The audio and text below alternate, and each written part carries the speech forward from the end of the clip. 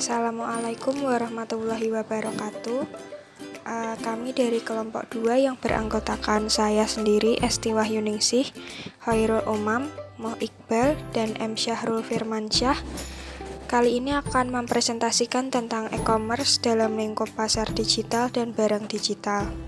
Langsung saja kita ke materinya ya, teman-teman.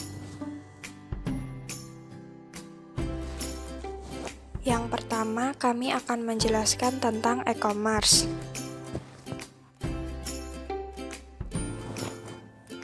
E-commerce adalah aktivitas penyebaran, penjualan, pembelian, pemasaran produk, baik barang ataupun jasa, dengan memanfaatkan jaringan telekomunikasi seperti internet, televisi, atau jaringan komputer lainnya. Secara sederhananya, e-commerce adalah proses pembelian maupun penjualan produk secara elektronik. E-commerce sendiri makin berkembang beberapa tahun belakangan ini, dan secara perlahan menggantikan toko tradisional.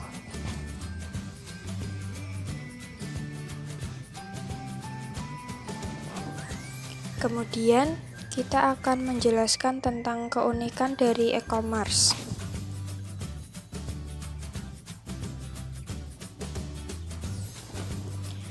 Keunikan yang pertama adalah ubiquity, yaitu memungkinkan berbelanja di mana saja dan kapan saja menggunakan ponsel cerdas.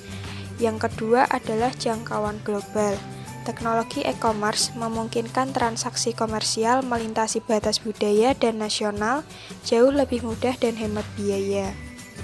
Yang ketiga adalah interaktivitas, yaitu memungkinkan komunikasi dua arah antara pedagang dan konsumen.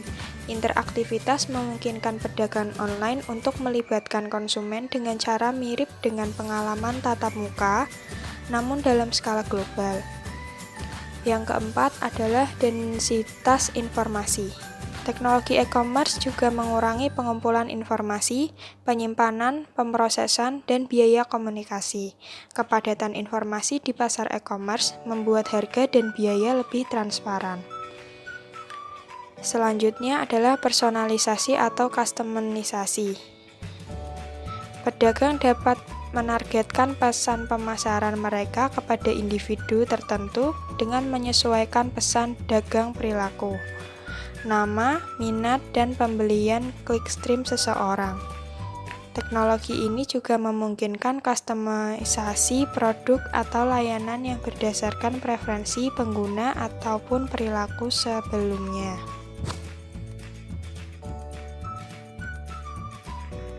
Pasar digital dan barang digital.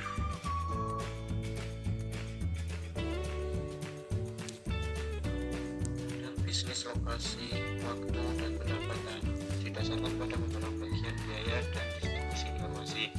Karena telah menciptakan digital pasar di mana jutaan orang di seluruh dunia dapat bertukar jumlah informasi secara langsung dan gratis. Akibatnya, internet telah mengubah cara perusahaan melakukan bisnis dan meningkatkan bisnis mereka dalam jangkauan global.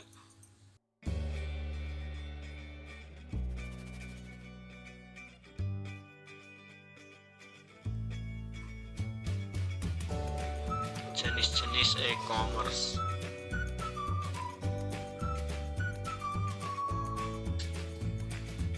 Jenis-jenis e-commerce yang pertama yaitu perdagangan elektronik business to consumer atau B2C, melibatkan produk retail dan layanan kepada pembeli individual.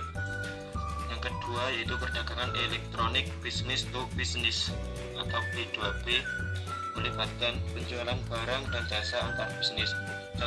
Contohnya situs web Connect untuk membeli dan menjual bahan kimia dan plastik. Jenis yang ketiga yaitu consumer to consumer atau C2C, perdagangan elektronik melibatkan konsumen yang menjual langsung ke konsumen. Misalnya e-boy, situs lelang web raksasa memungkinkan orang menjual barang mereka konsumen lain dengan melelang barang dagangan mereka ke penawaran tertinggi atau dengan harga tetap.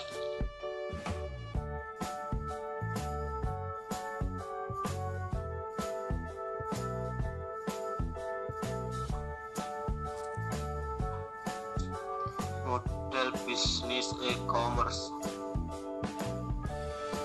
1. Pintu gerbang atau portal. Portal adalah gateway ke web.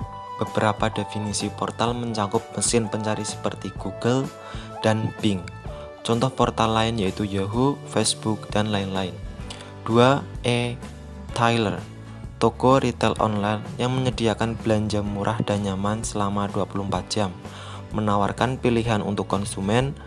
Berbagai contoh e-tailers seperti Walmart.com atau Staples.com. 3. Penyedia konten. Penyedia konten mendistribusikan konten informasi seperti video digital, musik, foto, teks, dan karya seni melalui web. 4. Pialang transaksi. Situs yang memproses transaksi untuk konsumen yang biasanya ditangani secara langsung melalui telepon atau melalui pos adalah broker transaksi. Industri terbesar yang menggunakan model ini adalah jasa keuangan dan jasa perjalanan. Model pendapatan apa saja yang ada di e-commerce? Yang pertama, model pendapatan penjualan. Dalam model pendapatan penjualan, perusahaan memperoleh pendapatan dengan menjual barang-barang informasi atau layanan kepada pelanggan. Yang kedua, model pendapatan langganan. Dalam model pendapatan langganan, situs web yang menawarkan konten atau layanan mengenakan biaya berlanggan untuk keakses ke beberapa atau semua penawarnya secara berkelanjutan. Ketiga, model pendapatan bebas atau freemium. Dalam model pendapatan bebas atau freemium, perusahaan menawarkan layanan dasar atau konten secara gratis sambil mengenakan premium untuk fitur lanjutan atau fitur khusus. Keempat, model pendapatan biaya transaksi. Dalam model pendapatan VV, perusahaan menerima biaya untuk mengaktifkan atau melaksanakan transaksi. Yang terakhir, kelima, model pendapatan afiliasi. Dalam model pendapatan afiliasi, situs web disebut situs web afiliasi, mengirim pengunjungan ke situs web lain dengan imbalan biaya rujukan atau persentase pendapatan dari penjualan.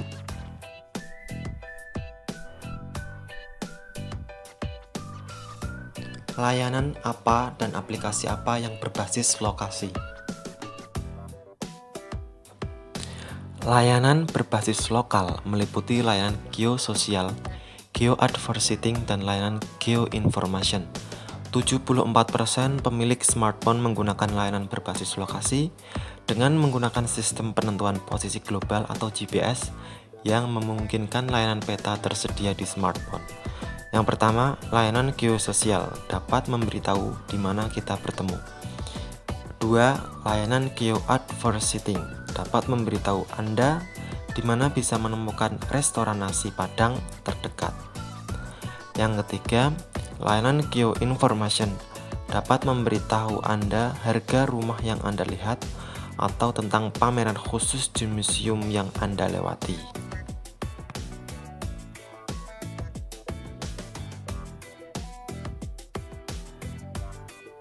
Selanjutnya, layanan perdagangan lain. 1. Bank dan perusahaan kartu kredit meluncurkan layanan yang memungkinkan pelanggan mengelola akun mereka dan perangkat mobile. 2. Game dan hiburan. Smartphone dan tablet telah berkembang menjadi platform hiburan portable. Smartphone seperti perangkat berbasis iPhone dan Android menawarkan download dan streaming game digital, film, acara TV, musik, dan ada daring. Selanjutnya, membangun situs web. Berikut ini adalah 5 tahapan utama yang dibutuhkan untuk membangun aplikasi e-commerce. 1.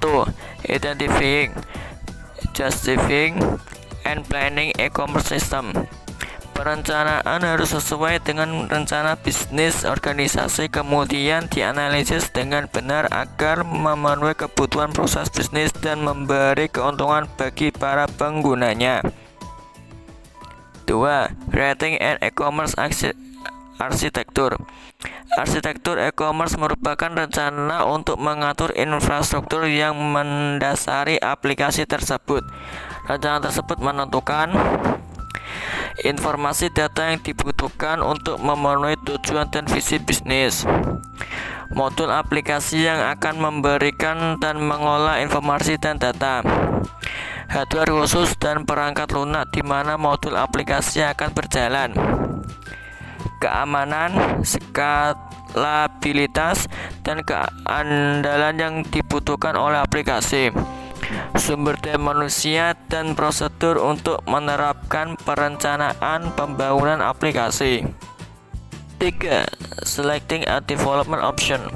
Aplikasi e-commerce dapat dibangun dengan beberapa pilihan, yaitu membangun sistem in-house, sistem dibangun oleh vendor, membeli aplikasi yang sudah ada dan menginstalnya dengan atau tanpa modifikasi, menyewa perangkat lunak standar dari penyedia layanan aplikasi, ikut dalam kemitraan yang memungkinkan perusahaan menggunakan aplikasi orang lain, bergabung dengan pihak ketiga e-marketplace seperti situs lelang, situs penawaran, dan lain-lain, menggunakan kombinasi dari pilihan-pilihan di atas.